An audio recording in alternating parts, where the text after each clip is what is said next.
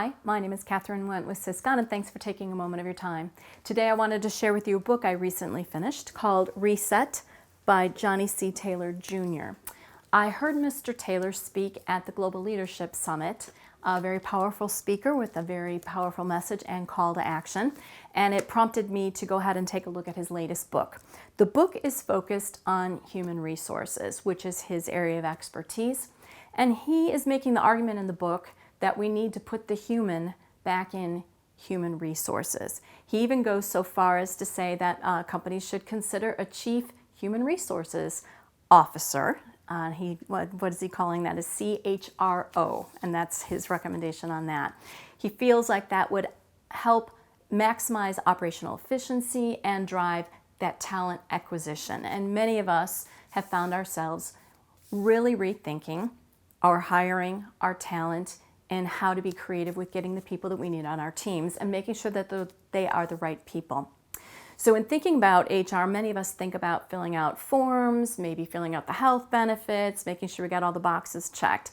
He's asking that we consider bringing our HR people to conversations about company strategy, company culture, training, and even investment discussions.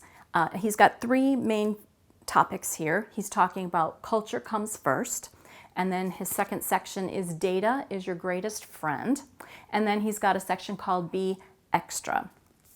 So many of our clients are revisiting how they're doing this, and he is asking us to revisit how we hire and train. I do have a lot of takeaways from this book, and there were some excellent things.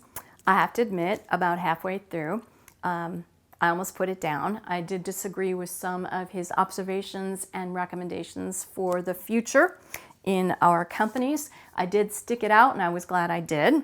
There are really some great nuggets here.